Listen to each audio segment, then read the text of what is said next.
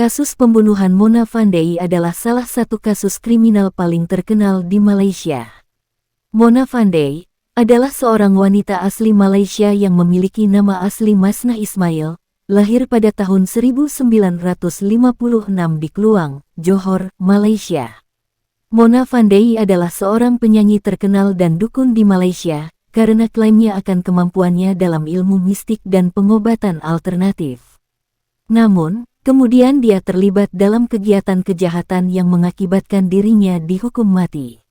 Suatu hari Mona Fandey bertemu dengan seorang lelaki bernama Afandi Abdul Rahman, yang kemudian menjadi suaminya. Afandi juga memiliki minat dalam ilmu hitam dan bersama-sama dengan Mona, mereka terlibat dalam praktik kepercayaan supranatural yang kontroversial. Ia menjalankan praktik perdukunannya itu bersama suaminya dan pembantunya bernama Juraimi Hasan.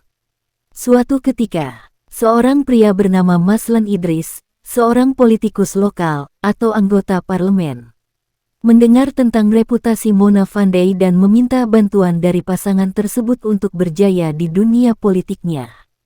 Namun hubungan Mona dan politikus tersebut tidak berjalan dengan baik.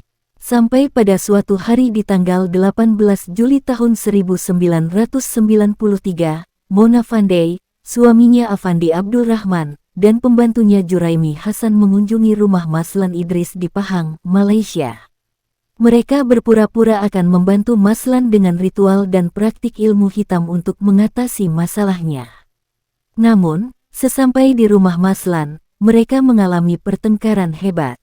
Hal ini kemudian berujung pada tindakan kekerasan yang tak terduga. Mona, suami, dan pembantunya membunuh Maslan dengan menggunakan berbagai objek tajam, termasuk sebilah parang untuk memenggal kepala politikus Maslan Idris.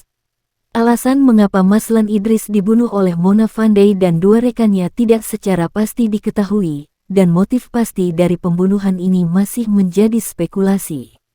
Beberapa sumber menyatakan bahwa motifnya terkait dengan urusan bisnis dan keuangan yang kompleks antara Maslan Idris dan pelaku pembunuhan.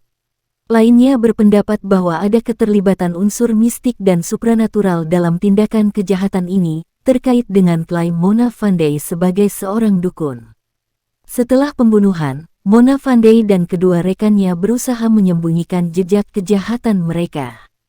Namun, investigasi polisi yang intens mengarah pada penangkapan mereka beberapa hari setelah kejadian tersebut. Pada tahun 1994, Mona Fandey, Afandi Abdul Rahman, dan Juraimi Hasan diadili atas dakwaan pembunuhan yang brutal. Selama persidangan, terungkap detail lebih lanjut tentang pembunuhan tersebut, termasuk motif ilmu hitam dan konflik antara mereka dengan Maslan Idris. Pada akhir persidangan, Mona Fandey, Afandi Abdul Rahman, dan Juraimi Hasan dinyatakan bersalah atas pembunuhan dengan niat jahat dan dituntut untuk dihukum mati.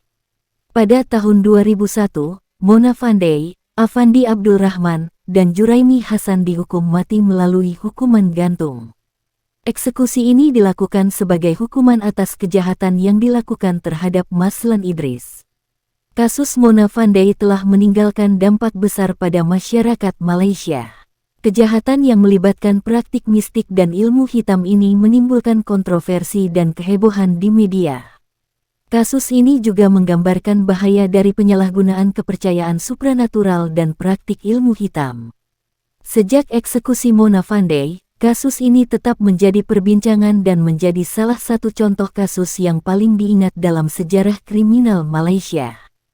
Sekian cerita kali ini, sampai jumpa di video lain, semoga harimu selalu menyenangkan. Bye-bye.